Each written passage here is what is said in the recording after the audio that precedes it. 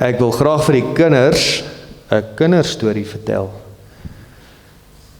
Kan al die kindertjies asseblief miskien net vorentoe kom? Christian, kan ek jou net vra, daar's nog 'n foto wat Suzette agter vir ons wil wys. Kan julle dit net vir ons net nog steeds geruil hou? As ek sê kinders, dan bedoel ek almal wat op skool is. Hoeveel is daar nog hierso wat op skool is? Kom Shadrey, kom Telani, kom Melanie. Moenie bang wees nie. Kom sit hier voor by my. Dan kan julle, jy sien die voordeel as julle naby my sit, dan hoor julle die storie eerste. O ja, dit is lekker. Hallo manne. Nou Lisa het nou vir my gevra, gaan ek 'n kinderstorie vertel of gaan ek 'n kinderstorie vertel? So ek moet ongelukkig vir julle sê, dis 'n kinderstorie, nie 'n kinderstorie nie. Hou julle van kinderstories? Nee, dis mooi. Julle is mooi geleer, hoor? Maar glo my, dit gaan 'n bietjie verander eendag. Nou moet ek vir julle sê, om tieners hier voor te kry is baie maklik. Al wat 'n mens vir hulle sê, is jy sê vir hulle hiersoos, Wi-Fi hier voor. Dan kom hulle gehardloop hier na vorentoe. Nou ja, ek gaan vandag vir julle 'n storie vertel van iemand wat getrek het. Die ou het oorkant ons gebly toe ek nog in Messina gebly het, so dit is 'n plekkie daar ver in die noorde teen Zimbabwe. En toe ons daar gebly het, toe sien ons, maar daar staan die treklorry. Ons het nie eers geweet hierdie ou gaan trek nie. En toe ons weer sien, toe sien ons daar ry die treklorry, maar hy het iets baie, baie belangrik vergeet. Wat dink julle, het hy vergeet? Jep, jy is slim, nee? Nee, hy het daarom nie vergeet om petrol in te gooi nie, oom Piet. Sy treklorry het daarom gery, en toe het hy vergeet om sy hond saam te vat. Toe los hy sy hond net daar. Het julle honde? Ok, wat is hulle name? Jo, sommer lekker name daai. Genade, jy moet my kans gee om te preek ook. Jy het so baie honde. Jy gaan die hele preek lang vat om al die name van die honde te gee. Nou ja, so het die hond net nie 'n naam gehad nie, want ons het nie geweet wat is sy naam nie. Ons het net gesien, daar loop die hond. Hy loop so daar aan die kant. Toe dag is nie, hy sal maar 'n huis kry. Maar soos wat ons aangegaan het, het hierdie hond, toe by ons huis, het hy begin intrek. Hy het sommer daar, saam met die ander honde, maar die ander honde het niks van hom gehou nie. Die honde het gedink, hierdie hond is 'n lelike hond, want hy was 'n baie lelike hond. Ek weet nie wat het met hom gebeur nie, maar hy was regtig lelik. Nou, ek het nie 'n foto van hom nie, maar ek het vir Tannie Suzette gevra, kry my foto wat amper soos hy lyk. Nou kyk nou daar. Nou daai hond wat ons gehad het, nê, was baie soos daai hond gewees. Dis nou nie daai hond nie, maar baie soos daai hond, nê. So hy was amper so. Het julle klomp tieners al so 'n lelike hond gesien in julle lewe? O genade, sy sê ja. Ja, so dit was 'n vreeslike lelike hond. En die hond het daar by ons kom bly en ons was nogal ongelukkig, want ons het baie honde en die hond bly nou ook daar. En weet jy wat doen hy? Hy eet die ander honde se pille. So nou staan hy daar een kant en die ander honde knor vir hom en dan eet hulle nou eers hulle kos en as hulle klaar geëet het, dan kom hierdie hond en dan kom eet hy. So elke keer as ons met die bakkie wil ry of met die karre wil ry, of met die trekker wil ry, dan hardloop die hond onder die karre in. So hy is altyd in die pad. Verstaan, hy is onder die goed en dan is hy besig om nonsens te maak daar met die ander honde. En so hy het altyd so op sy eie geloop. En eendag toe kom my ouma daar aan, toe sê sy vir ons, wat is hierdie hond se naam? Toe sê ons, ouma, hierdie hond het nie 'n naam nie. Hierdie hond is nie mooi genoeg eers om 'n naam te hê nie. Dit is dan vreeslik, dat 'n hond nie eers 'n naam kan hê nie. Toe sê sy, nee, sy dink ons moet hom Bottles noem. Het jy al ooit gehoor van 'n hond met die naam van Bottles? Dit is dan 'n vreeslike snaakse naam, nê. Laat ouma nou gedink het sy naam moet Bottles wees. So toe is Bottles nou daar by ons. En ons het nie SPCA, weet julle wat is die SPCA? Dis waartoe jy hondjies vat en katte vat en diere vat wat ons seer gekry het of wat mense nie meer wil hê nie. So ons het gedink ons wil die hond na so 'n plek toe vat, maar daar was ongelukkig nie naby ons so 'n plek gewees nie. So toe gaan ons en my pa sê, toe weet jy wat, hy gaan hom oplaai in die bakkie en een van ons werkers stuur en dan gaan hom net na die ander kant van die dorp toe vat. Dan gaan hy daar mos vir hom 'n nuwe huis kry. Want ons het te veel honde en ons het nie nog plek vir nog 'n hond nie. En so gaan hulle toe. Gaan laai hom af en toe kom hulle terug. Toe hulle so by die huis stop. Raai wat staan agter hulle? Bottles. Toe het Bottles al die pad teruggehardloop agter die bakkie aan. Tot by die huis. Kan julle dit glo? Toe is my pa nou eers kwaad. Laat hierdie hond wil nou net nie rigting kry nie. Toe sê hy vir hulle, okay, as ons nou weer na 'n ander dorp toe ry, die volgende dorp se naam is Mopani. As ons Mopani toe gaan, dan moet ons na die hond laai, en dan moet ons hom daai kant toe vat. En as ons hom daar aflaai, dan is daar baie mense, daar's mooi plase daar, en daar's mooi huise daar, dan kan ons hom daar sommer los. En toe los ons hom toe daar. En toe die werker terugkom, toe is alles daarom nou verby. So Bottles het daarom toe nou gedink, of so het ons gedink, het toe hy nou 'n nuwe huis gekry. Maar toe gaan daar baie tyd verby. 'n week, 2 weke, 3 weke, 'n maand, 2 maande, 6 maande. Weet julle wat gebeur toe? Toe ons een oggend daar voor die hek kyk en ons sien wat staan daar. Wie dink julle staan daar? Bottles. Toe Bottles al die pad van die ander dorp af, en so het ons gedink, of miskien het hulle hom dalk net weer teruggebring na ons toe. Ons weet nie, maar Bottles is toe weer terug. En daar by ons huis, en my pa het so sleg gevoel. Hy gedink, weet jy wat, hierdie hond wil so graag, nee? Hy wil so graag by ons bly. Hy wil so graag by ons huis wees. Ons gaan hom eerder daar by ons hou. En toe sê ons, nee, hierdie hond moet kom. En gee maak ons toe 'n plekkie vir hom, 'n plekkie vir hom om te slaap, en ons kry toe alles mooi reg vir hom. En toe begin hy beter kos kry as die ander honde. Kan julle dit glo? Die arme honde kry almal sulke droë pille, maar Bottles, hy kry 'n 5-gang maaltyd. Hy kry sommer lekker husky kos en allerhande goed wat oorgebly het van die ete. En weet julle wat, soos wat ons toe aangegaan het, en soos wat ons vir hom meer liefde begin gee het hy al mooier geword, en al mooier. Nie mooier in sy gesig nie, want hy bly maar soos wat hy maar daar op die prentjie gelyk het. Sy hare was maar nog steeds de mekaar, sy een oog het daai kant toe gekyk, en hy dink hy het 'n glasoog gehad, en op 'n stadium met iemand met 'n kar oor hom gery, nee, so sy voor- en agterbeen het nie gelyk geloop nie, hy loop daai kant toe, maar hy kyk eintlik daai kant toe, hy loop so. Hy het so half skeef geloop, so hy was vol skete gewees, en hy was nie in 'n baie goeie kondisie gewees nie, maar weet julle wat, soos wat ons aangegaan het hy al hoe meer na ons toe gekom, ons het hom later gevryf, ons kon later met hom werk, en hy het 'n verskriklike lekker lewe by ons gehad. Hy het by ons gebly, tot die dag dat hy uiteindelik toe dood is. En hy het 'n wonderlike lewe gehad. En weet julle wat dit laat my aan dink, nee, vandag se preek gaan ook oor iemand in die Bybel, wat nie eers belangrik genoeg was wat 'n naam het nie. Maar die Bybel herinner ons aan daai vrou, dis Lot se vrou, ek gaan vandag daaroor praat, maar meer belangrik, is dat 'n mens se hart is belangrik, en dit wat jy daar binne sit, is baie belangrik. En wat nog meer belangrik is dat liefde verander ons.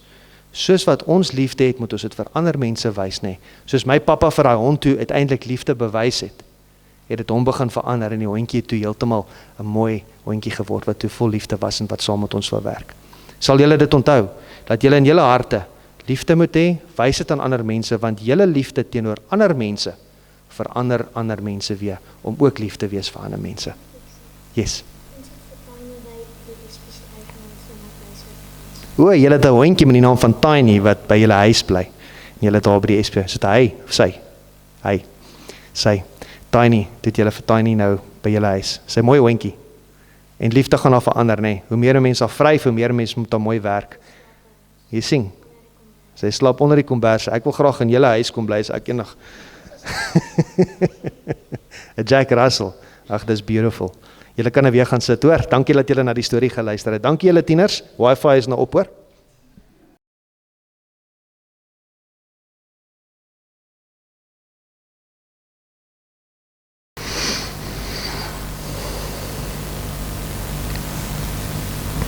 Ons gee net so 'n sekonde vir die tegnologie om net in te skop, en dan kan ons ook lekker verder gesels. Geliefdes, dankie vir die geleentheid om vandag by julle te wees en te preek. Het is altyd lekker om God se woord te open en saam daaruit te leer. Vandag, dankie oom. So Lot se storie begin eintlik in Genesis 13, en ek gaan dit so vinnig vir julle opsom, ons het net nie baie tyd om na al die goed in detail te kyk nie, maar ek wil graag vir julle net 'n paar interessante feite voorhou. Ek wil net kyk, as ek nou daar, ek wil probeer net vir julle so 'n paar goedjies verduidelik daar. So, daai is Sodom daarbo, en dan net onder dit is Gomorra, en dan is daar 'n ander stad met die naam van Zoar. Alright, so Zoar of Soar is so by mekaar.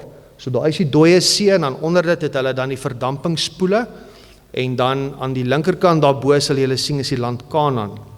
So julle moet nou onthou dat Abraham en Lot het mos van Egipte afgekom. Dit staan vir ons opgeteken in Genesis 13. het hulle van daar af gekom. Nou Abraham was baie ryk, soos die Bybel vir ons leer. Hy het baie goud en baie silwer en natuurlik baie vee gehad. En soos wat hulle toe, hy en Lot, wat saam toe nou die baie gehad het, uit Egipte uittrek, het hulle toe te min veiding gehad. En toe besluit hulle dat hulle paaie moet skei. So dit is nou alles in Genesis 13 so opgeteken. Lot het toe besluit, of hulle het so afgespreek dat Abraham sê toe vir Lot, dat as jy links gaan, sal ek regs gaan, en as jy regs gaan, sal ek links gaan. So Lot het toe besluit om in die Jordaan streek, om self te vestig. So, julle sal sien die Jordaanvallei is nou daar waar die dooie see is, en die poele daar aan die onderkant. Dis die Jordaanstreek, en dan het Abraham natuurlik in Kanaan gebly, wat nou die gedeelte daarbo is. Nou baie interessant, as jy na die dooie see kyk, ek weet nie of julle dit kan sien nie, dis dalk net 'n bietjie klein vir julle, maar daar staan net onder die woord Dead Sea, staan daar geskryf sy elevasie. Dis 430 meter onder seespieël, né? So hy is onder die see, hy is amper 'n halwe kilometer onder die see.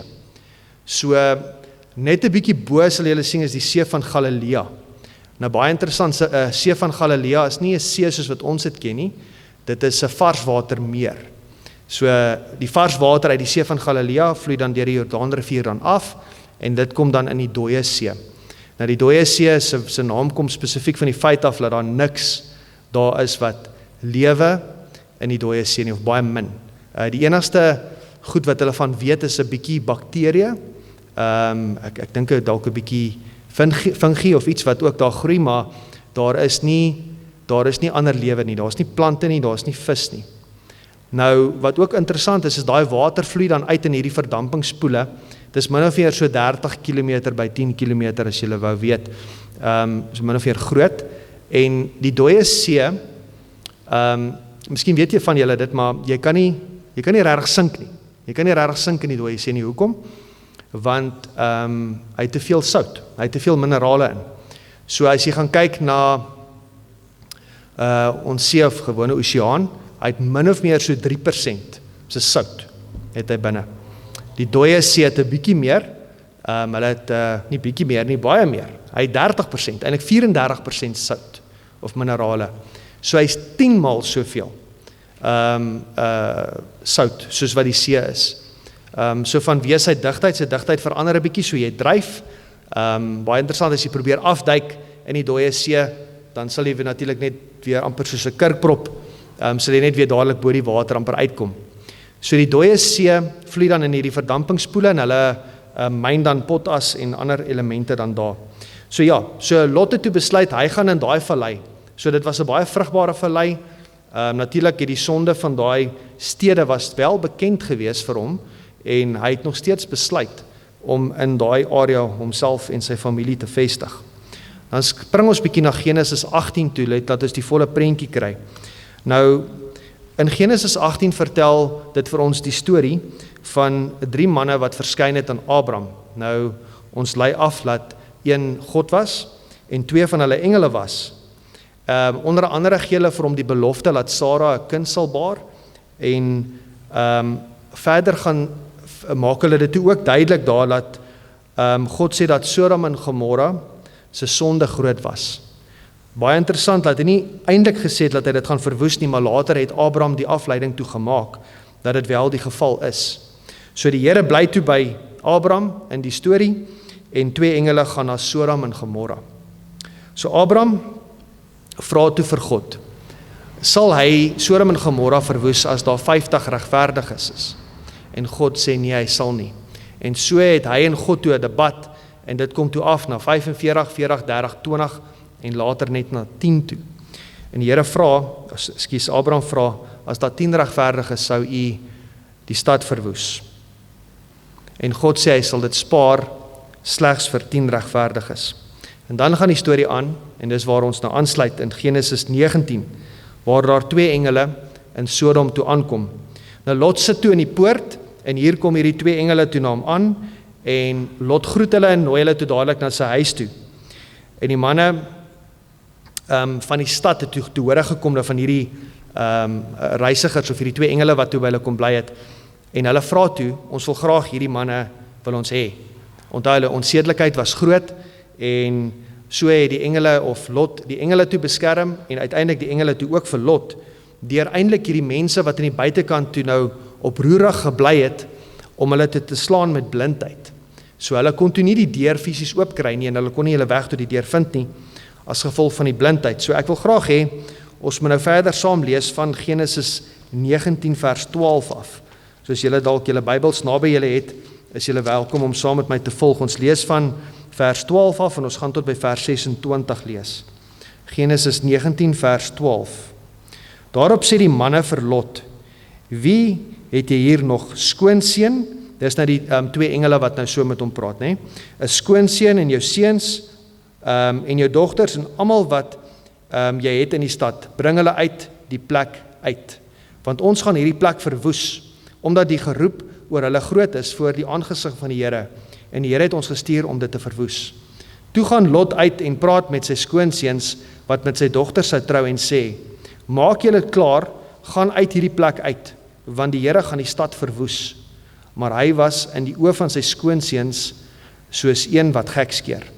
En toe die dag begin breek, het die engele by Lot aangedring en gesê: Maak jou klaar, neem jou vrou en jou twee dogters wat by jou is, dat jy weens die ongeregtigheid van die stad nie omkom nie. Maar hy het nog getalm.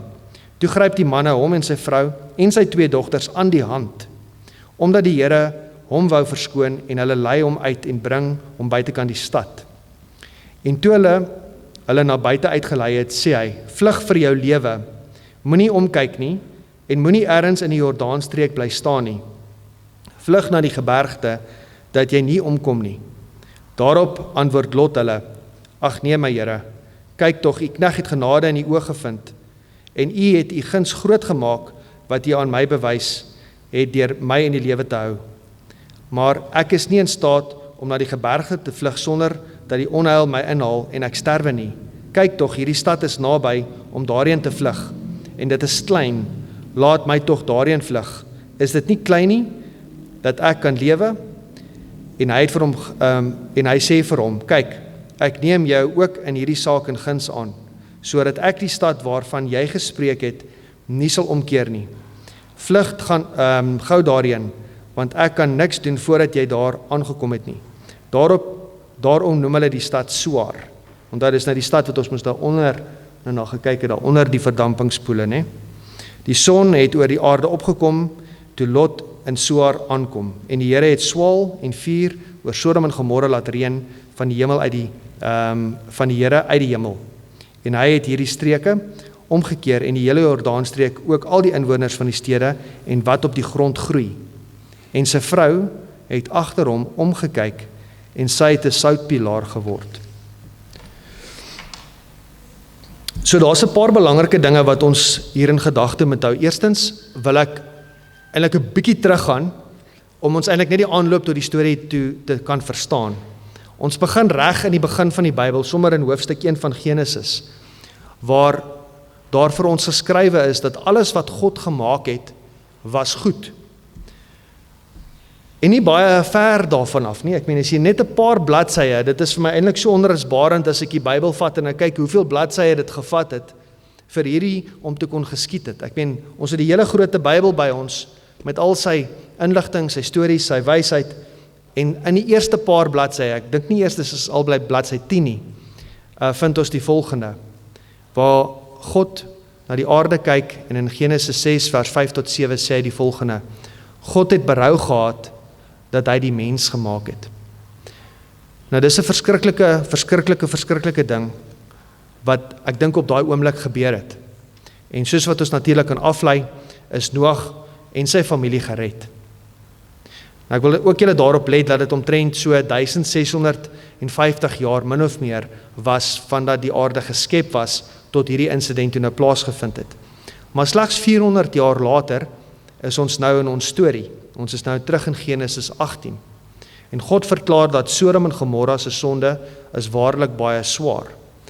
En God red Lot en sy familie en verwoes dan die stede. Nou, dis my weer eens onrusbarend, soos dit 1650 jaar gehad, 400 jaar by, min of meer 2000 jaar later, van die skepping tot 2000 jaar, en al hierdie dinge het al reeds gebeur. Die Here het Met die vloed het hy die aarde basies vernietig.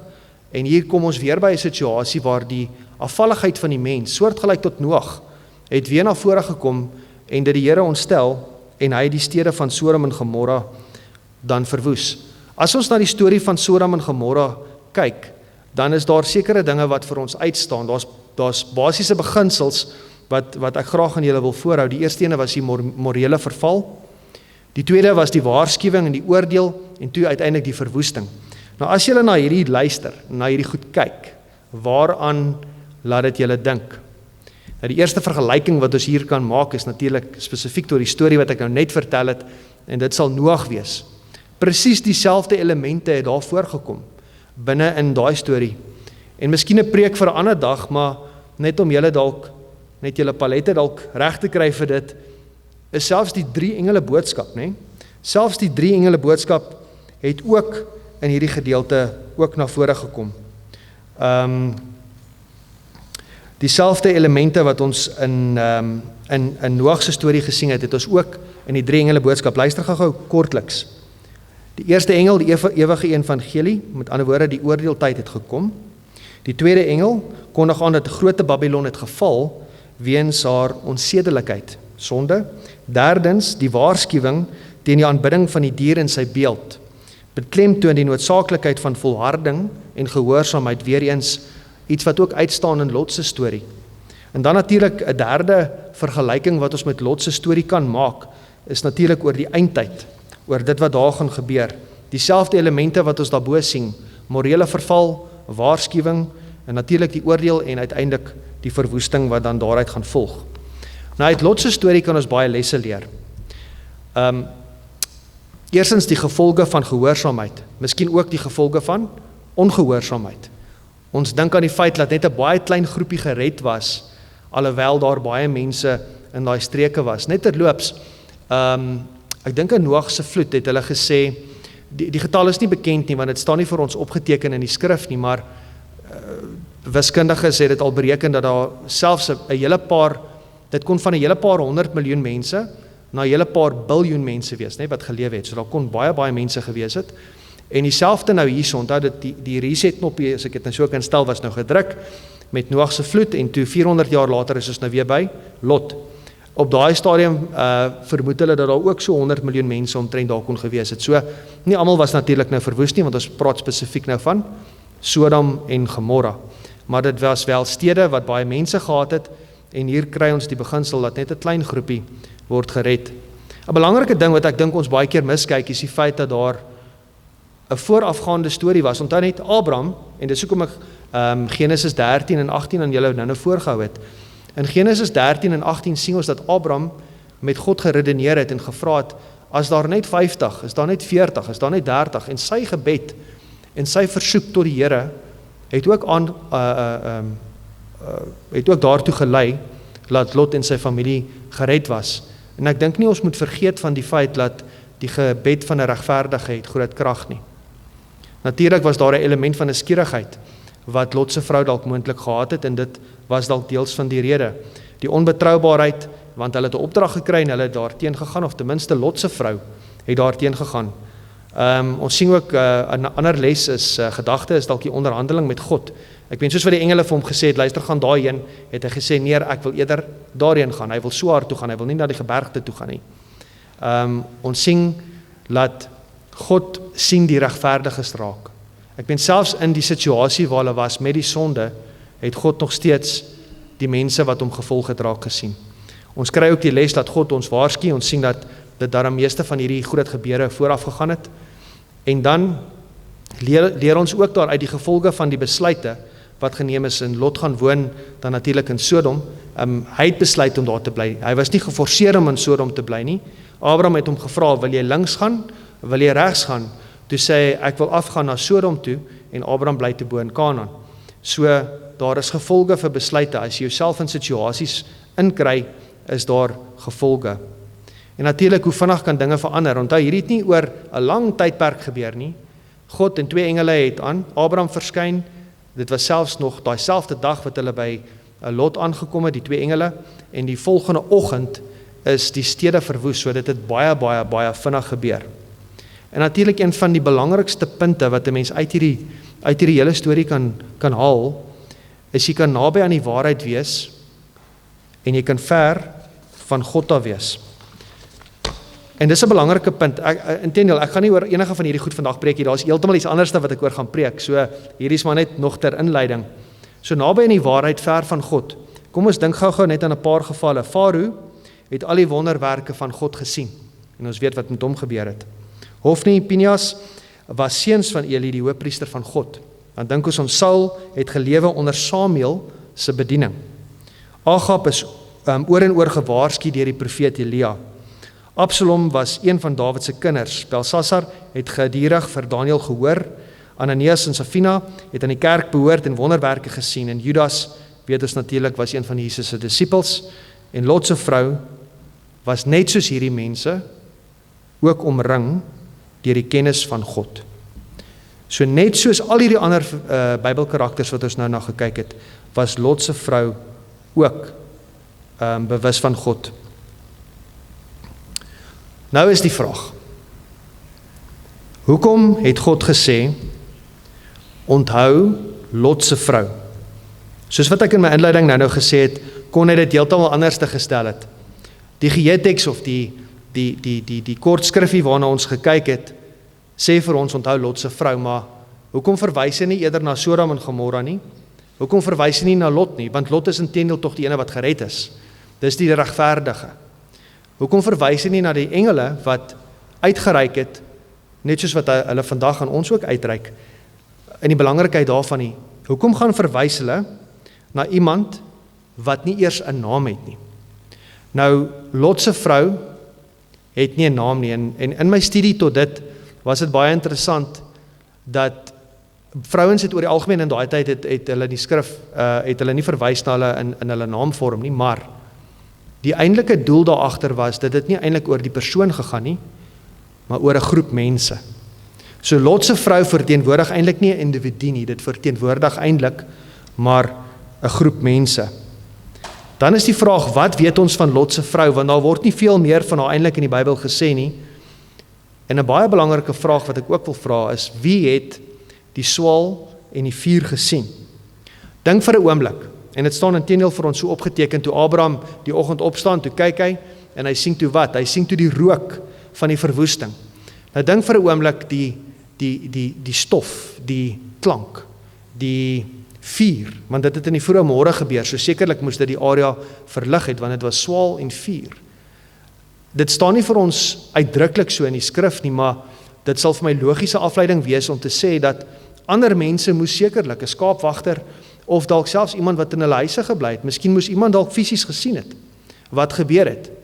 Ek meen, as die stad hier langs ons verwoes is, en ek hoor en ek ruik dit dalk, miskien het dit ook baie erg geruik met die swaal, sal ek sekerlik uit my huis uit gaan, en graag daarna wil kyk. Hoekom het niks met hulle gebeur nie, maar wel met Lot se vrou? Wat het sy gesien? Dis eintlik die vraag. Wat het Lot se vrou gesien, wat haar in 'n soutpilaar verander het? En dit is waarop ek wil konsentreer vandag. Sien, die Bybel sê dit vir ons, onthou Lot se vrou. Die vrou sonder 'n naam is eintlik die kern van die hele storie. So al hierdie goed kom nou by mekaar by eintlik 'n persoon wat nie eers 'n naam het nie. 'n Naamlose persoon. Onthou Lot se vrou. So wat weet ons van Lot se vrou? So net kortliks, Abraham was Lot se oom. Nou moet julle ook verstaan, in daardie tyd, in Abraham se tyd, was daar nie, soos wat ons nou vandag ken, die kerke en die samekomste en so nie. So godsdiens was bietjie skaars. Daar was geen Bybels en leraars en kerke en so in daai tyd gewees nie. Dit was net 'n paar bevoorregte families, nê, wat die kennis van God gehad het, die res het in donkerte en bygelowe en dalk ook in sonde gelewe. So baie min het soveel voorbeelde van geestelike mense kennis en waarskuwing gehad as wie? As Lot se vrou. Sy het in die skaduwee van Abraham en haar man Lot gelewe. Haar man self was 'n man van God en Abraham was haar oom. Sy sou geweet het van die geloof en die kennis en gebede. Hulle godsdiens was oorweldigend in hulle lewe gewees. Onthou net, toe Abraham die belofte ontvang het, was sy daar. Toe Abraham die altaar by sy tent gebou het, was sy daar. Toe die engele Lot kom waarsku het oor Sodom en Gomorra, was sy daar. Sy was die een van wie se hand die engel vasgehou het, toe sy uitgelei was uit Sodom en Gomorra. So ons weet nie baie van Lot se vrou nie, maar ons kan hierdie afleidings maak in die milieu waarin sy gelewe het, laat sy die kennis gehad het van God. So wat het sy gesien? Die groot vraag. So ons lees in Genesis 19 vers 26. En sy vrou het agter hom gekyk. Dis nou Lot se vrou, né? En sy vrou het agter hom gekyk en omgekyk. So die woord omgekyk in die Bybel, as ons na die Hebreëus toe teruggaan, is dit nabat. Nou nabat sê vir ons om met verlange en gehegtheid te kyk. En dit is ons sleutel tot hierdie hele raaisel. Om met verlange en gehegtheid terug te kyk. Jy sien geliefdes, hier is die hele ding. Lot se vrou was nie nuuskierig nie. Onthou net baie ander mense het heel waarskynlik hierdie selfde gebeurtenis gesien. Sy was nie nuuskierig nie, maar sy was verbind. In Engels sê dit vir ons dit baie mooi. This wasn't curiosity, this was connection. Sy was verbind, sy was gekonnekteer aan die sonde, aan die lewe wat sy gehad het. Dit sê verder vir ons, dit was nie hervestiging wat in haar hart plaasgevind het nie, of wat moes plaasgevind het nie, dit was transformasie. It was not, so deliverance is not relocation, it is transformation. Haar voete het vorentoe beweeg, maar haar hart was verblind en verbind aan dit wat God daarvan wou bevry het. Baie van ons sukkel met fisiese sonde en gebreke, maar ons is nog emosioneel, verstandelik en geestelik, is ons nog steeds binne in daai sonde. Lot se vrou het 'n soutpilaar geword. Waarvan is sout 'n simbool? Is preserveer, né? Om iets te bewaar of iets behoue te laat bly of iets te preserveer. So kan ons so ver gaan om die simboliek van haar wat as 'n soutpilaar of in 'n soutpilaar verander het dan verder te vat en sê sy was vasgevang in dit wat God daarvan wou bevry het. Miskien moet dit dalk net 'n bietjie insink. Sy was vasgevang in dit wat God daarvan wou bevry het. So bevryding is nie hervestiging nie. Bevryding is transformasie. Dit sê vir ons in Lukas 17 vers 32. Onthou Lot se vrou. Hoekom sê God dit? Hoekom sê hy onthou Lot se vrou? Dit is 'n waarskuwing. 'n Waarskuwing. Jy kan uit Sodom loop, maar nog steeds daarna smag. God het nie haar vernietig omdat sy omgekyk het nie. Hy het haar hart ondersoek. God ondersoek die hart. God ondersoek die hart. In Spreuke 4 vers 23 staan dit vir ons geskryf, bewaar wat? Bewaar jou hart, meer as alles wat bewaar moet word, want daaruit is die oorsprong van die lewe. Kom ons lees dit weer, bewaar jou hart, meer as alles wat bewaar moet word, want daaruit is die oorsprong van die lewe. Daar waar jou hart is, daar sal jou lewe ook volg. Die vraag is nie, wat het jy agtergelaat nie. Die vraag is, waaraan hou jy nog vas? Geliefdes, ek sluit af. Onthou Lot se vrou. Hoekom? Hoekom moet ons Lot se vrou onthou? Haar omstandighede was gunstig. Haar hart het met verlange en gehegtheid teruggekyk na dit wat God haar graag van wou bevry.